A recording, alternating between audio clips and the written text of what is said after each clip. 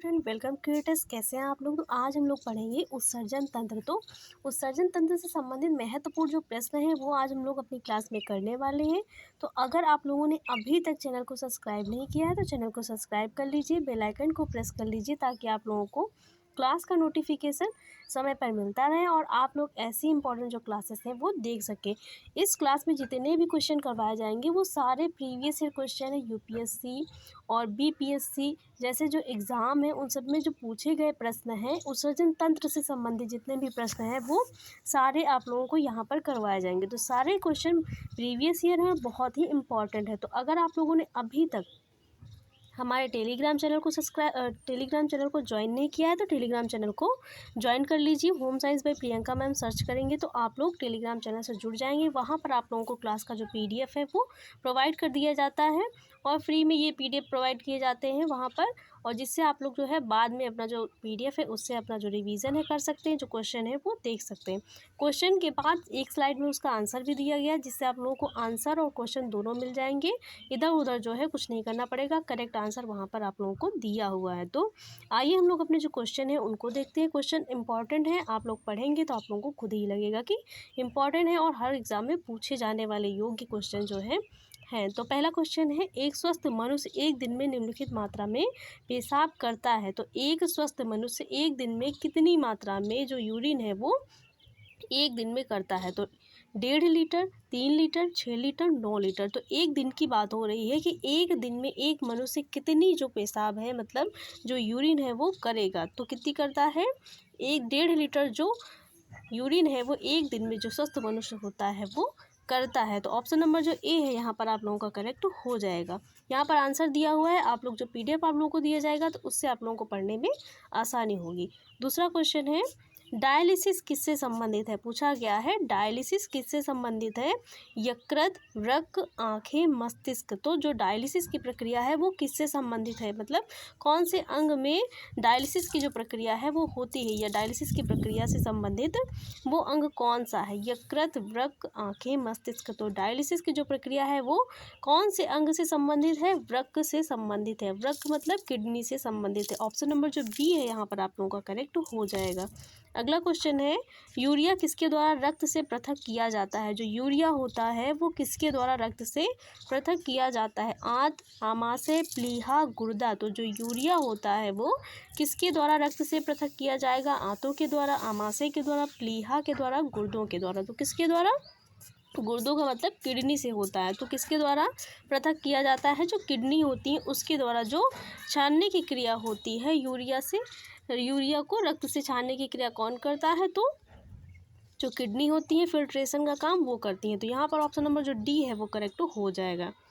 अगला क्वेश्चन है, मानवों में गुर्दे निम्नलिखित में से किस प्रणाली के अंग है। पूछा गया है कि मानवों में गुर्दे निम्नलिखित में से किस प्रणाली के अंग हैं, न्यूट्रिशन, ट्रांसपोर्टेशन, एक्सक्रिएशन, रेस्पिरेशन। तो मानवों में जो गुर्दे हैं, जो किडनीज हैं, वो किस प्रणाली के अंग हैं, मतलब कौन सा जो कार्य है वो किडनी करती हैं, न्यूट्रिशन का करेंगी, ट्रांसपोर्टेशन का करेंगी, या फिर एक्सक्रिएशन का करती हैं, या रेस्पिरेशन का करती हैं। तो जो किडनी होती हैं, जो गुर्दे होते हैं वो किस प्रक्रिया में मदद करते हैं। तो एक्सक्रिएशन की जो प्रक्रिया होती है, जो उत्सर्जन की प्रक्रिया होती है, शरीर से जो विषाक्त पदार्थ है उनको निकालने की जो प्रक्रिया होती है, ऐसे पदार्थ जो हमारे शरीर के लिए हानिकारक होते हैं, विषैले पदार्थ, उनको शरीर से बाहर निकालने की जो प्रक्रिया होती है वो उत्सर्जन कहलाती है। और एक्सक्रिएशन का जो कार्य है, उत्सर्जन का कार्य, उसमें एक सहायक अंग कौन सा है, किडनी है। तो यहाँ पर ऑप्शन नंबर जो सी है आप लोगों का करेक्ट हो जाएगा।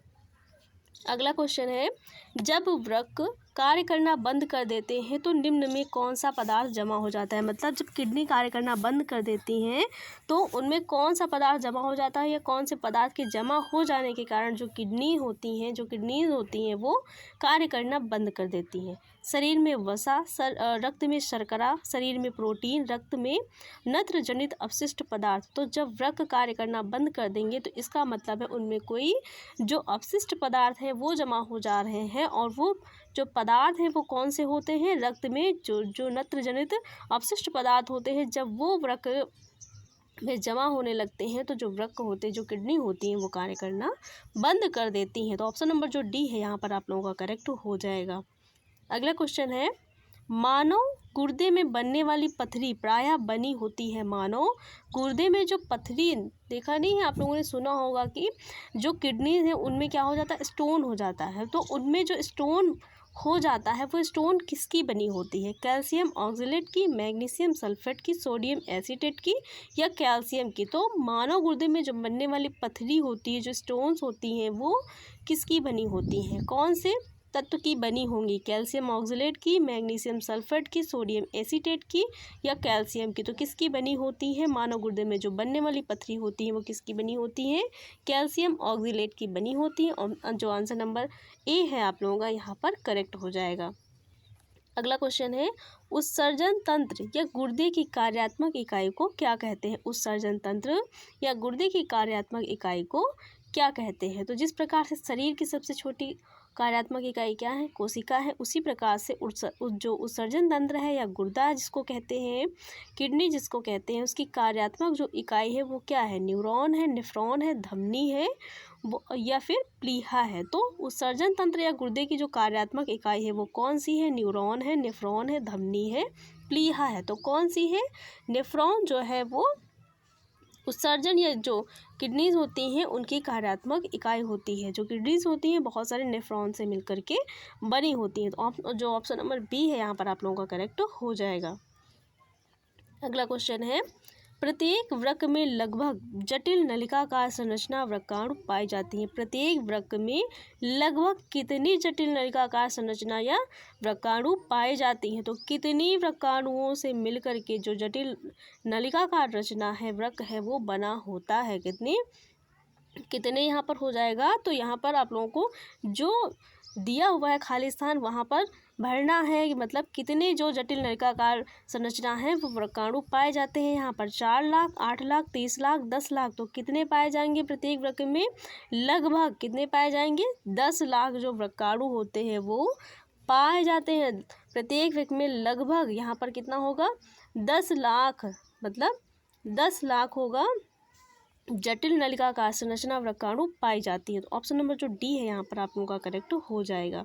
अगला क्वेश्चन है, नेफ्रॉन का गुच्छ और बोमेन संपूर्ण मिलकर क्या कहलाता है? पूछा गया है नेफ्रॉन का गुच्छ और बोमेन संपूर्ण मिलकर के क्या कहलाता है? मतलब जब दोनों मिल जाएंगे तो मिला हुआ जो रूप होता है वो क्या कहलाएगा? गोल्जी काय, मेलपीगिकाय, वृक्कनलिका, हेनले का लूप। तो जब नेफ्रॉन और गुच्छ और बोमेन संपूर्ण आपस में मिल जाते हैं तो वो कौन सी संरचना बनाएंगे? गोल्जी काय बनाएंगे, मेलपीगिकाय बनाएंगे या फिर वृक्कनलिका बनाएंगे या फिर हेनले का लूप बनाएंगे। तो क्या कहलाती है ये संरचना? मेलपीगिकाय कहलाती है।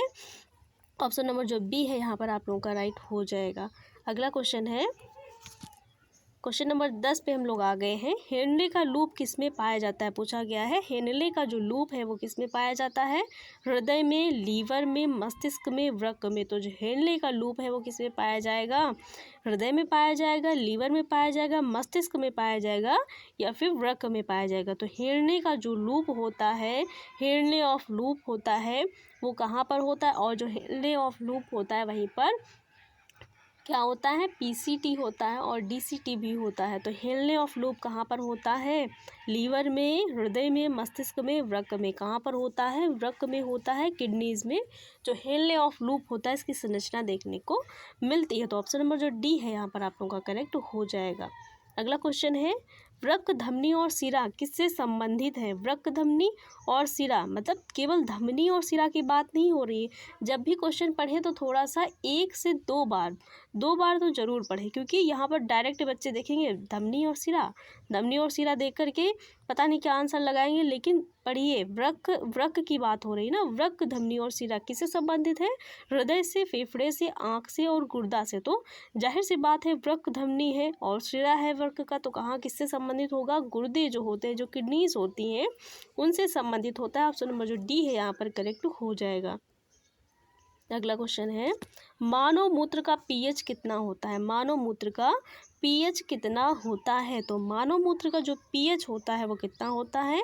6.5, 6, 7.5 7, तो जो मानव मूत्र है उसका pH कितना होता है 6.5 होगा, 6 होगा, 7.5 होगा या फिर 7 होगा। तो मानव मूत्र का जो pH मान होता है वो कितना होता है 6 होता है। जो मानव मूत्र होता है वो थोड़ा सा अम्लीय होता है। तो यहाँ पर ऑप्शन नंबर जो बी है वो करेक्ट हो जाएगा।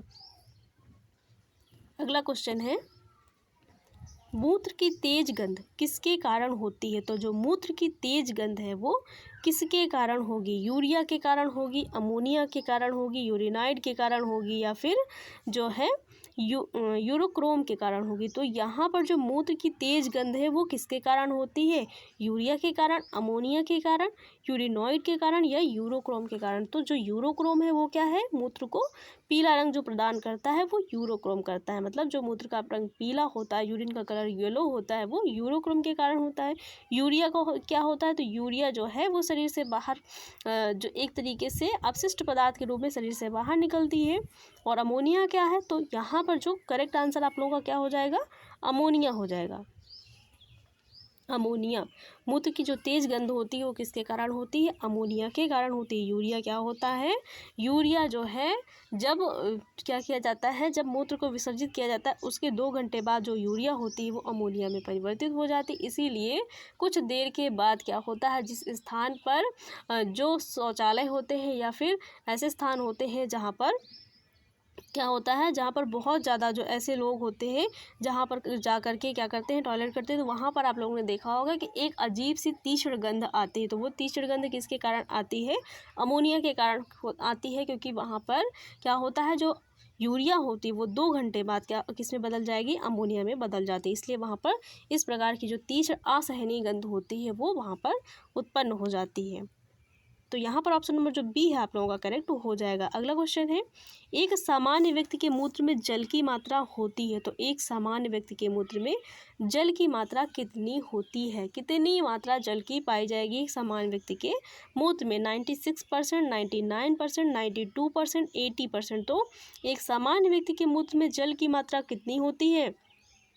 96%, 99%, 92%, 80%। तो कितनी परसेंट होती है? एक सामान्य व्यक्ति के मूत्र में जल की मात्रा 96% होती है। कहीं कहीं पर आप लोगों को 95% भी देखने को मिलेगा। और ये भी क्वेश्चन पूछा जाता है कि एक सामान्य व्यक्ति के मूत्र में यूरिया की मात्रा कितनी होती है? तो अगर यूरिया की मात्रा पूछी जाए तो वो 2% होती है। कितनी परसेंट होती है? 2% होती है। लेकिन अगर जल की मात्रा पूछी जाए तो अगर 96 हो तो 96 लगाया गया, अगर 95 हो तो 95 लगाया गया।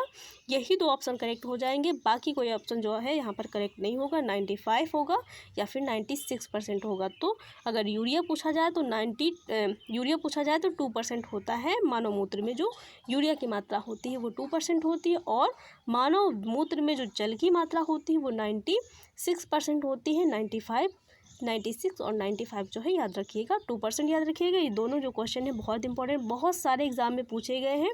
क्वेश्चन सामान्य भी है और कठिन भी है, क्योंकि जब एग्ज़ाम हॉल में बच्चा बैठा हुआ होता है तो वहाँ पर प्रेशर इतना ज़्यादा होता है कि जो सामान्य प्रश्न होता है वो भी गलत हो जाता है। इसलिए ध्यान देने की ज़रूरत होती है और समझ कर जो है पढ़ने की ज़रूरत होती है। एग्ज़ाम हॉल में प्रेशर ज़रूर होता है, लेकिन जो क्वेश्चन होता है उसको बहुत ही ध्यान से पढ़ने की ज़रूरत होती है, ताकि एक सामान्य सा क्वेश्चन गलत हो जाएगा तो 1 नंबर से बहुत कुछ हो जाता है। तो यहाँ पर आंसर नंबर जो ए है आप लोगों का करेक्ट हो जाएगा। अगला और लास्ट क्वेश्चन है आप लोगों का, औसतन हमारा शरीर प्रतिदिन यूरिया का उत्सर्जन करता है। औसतन हमारा शरीर प्रतिदिन कितनी यूरिया का उत्सर्जन करता है? मतलब हमारे शरीर में औसतन, फिर प्रतिदिन का मतलब होता है रोज़, कितनी यूरिया जो है बनती है और विसर्जित होती है। तो कितनी होती है? 10 से 15 ग्राम, 15 से 20 ग्राम, 20 से 25 ग्राम, 25 से 30 ग्राम। तो औसतन हमारे शरीर में या फिर व्यक्ति के शरीर में प्रतिदिन यूरिया का जो फॉर्मेशन या फिर फॉर्मेशन होगा तभी उत्सर्जन होगा। तो जो एक्सक्रिएशन है वो कितना होगा? 10 से 15 ग्राम होता है, 15 से 20 ग्राम होता है और 20 से 25 ग्राम होता है या 25 से 30 ग्राम होता है। तो औसतन व्यक्ति के शरीर में प्रतिदिन कितने यूरिया का उत्सर्जन होता है? तो जो 25 से 30 ग्राम यूरिया का क्या होता है, उत्सर्जन होता है। यहाँ पर 25 से 30 कर लीजिए। जो आंसर है आप लोगों का निकल के आ गया कि औसतन हमारा शरीर प्रतिदिन 25 से 30 ग्राम जो यूरिया है उसका उत्सर्जन करता है। तो ऑप्शन नंबर जो डी है यहाँ पर आप लोगों का करेक्ट हो जाएगा। तो आज हम लोगों ने कितने क्वेश्चन कर लिए, 15 क्वेश्चन के टॉपिक से, और सारे क्वेश्चन आप लोगों के लिए इंपॉर्टेंट थे। तो यहाँ पर आप लोग देख सकते हैं आंसर भी दिया गया है, और ये वाला जो PDF है आप लोगों को टेलीग्राम चैनल पर दे दिया जाएगा। तो अगर आप लोगों को क्लास अच्छी लगी हो तो वीडियो को लाइक शेयर और चैनल को सब्सक्राइब करिएगा। ऐसे ही इंपॉर्टेंट जो क्लासेस हैं यहाँ पर आप लोगों को चैनल पर मिलती रहेंगी, और बहुत जल्दी यहाँ पर BA और MA home science university of Lucknow और कानपुर से रिलेटेड जितने भी टॉपिक सेम टॉपिक है यहाँ पर पढ़ाए जाएंगे।